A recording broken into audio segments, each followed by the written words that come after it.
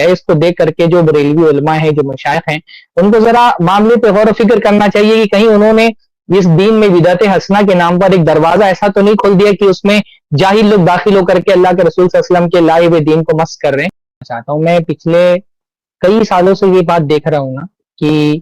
ہر سال عید میلاد آنے سے پہلے جو بریلوی علماء ہیں، مشائخ ہیں، وہ اخباروں میں اور مختلف ذرائع سے یہ درخواست کرتے ہیں کہ بھئی عید میلاد کے دن ڈی جے نہ بجایا جائے، خواتین جو ہے وہ بازاروں میں نہ نکلیں، سڑکوں پہ نہ آئیں، اور ہر سال جو ہے نا ان کے ان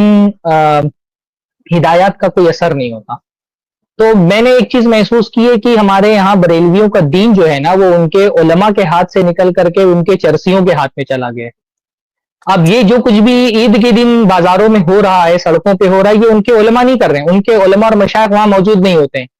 یہ جو چرسی اور ٹپوری اور لکھی قسم کے لوگ ہوتے ہیں نا، بدعت حسنہ کے نام پر یہ بریلوی مشائخ نے جو ہے نا دین میں اپنی منمانی منانے کا ایک ایسا دروازہ کھول دیا ہے کہ اب ان سے ان کا دین لے کر کے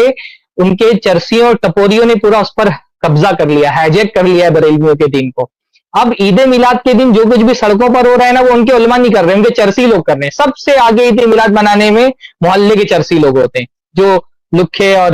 وہ مرزا علی انجینئر کی زبان میں لونڈے لفاڑے ہوتے ہیں نا، وہی لوگ سارا پورا دین جو ہے نا وہ ہیجیک کیا ہوا ہے بریلویوں کا۔ تو کم سے کم یہ جو صورتحال اس وقت بنی ہوئی ہے، اس کو دیکھ کر کے جو بریلوی علماء ہیں، جو مشائخ ہیں، ان کو ذرا معاملے پہ غور و فکر کرنا چاہیے کہ کہیں انہوں نے اس دین میں بدعت حسنہ کے نام پر ایک دروازہ ایسا تو نہیں کھول دیا کہ اس میں جاہل لوگ داخل ہو کر کے اللہ کے رسول صلی اللہ علیہ وسلم کے لائے ہوئے دین کو مسخ کر رہے ہیں۔ اس پر ایک مرتبہ ان کو غور کرنا چاہیے جو بریلوی علماء اور مشائخ۔ یہ میری ایک مخلصانہ درخواست ہے ان سے، ایک کلوزنگ۔ اچھا،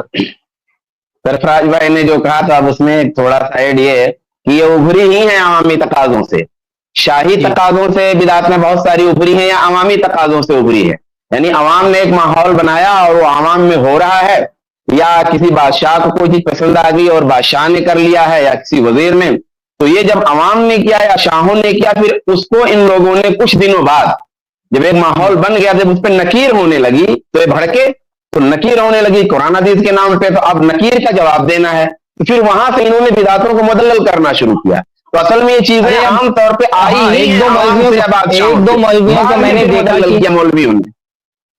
مولویوں کو میں نے دیکھا کہ اب ڈی جے پہ بھی ثواب بتانے لگے کہ ڈی جے بچانے پر بھی ثواب ہے۔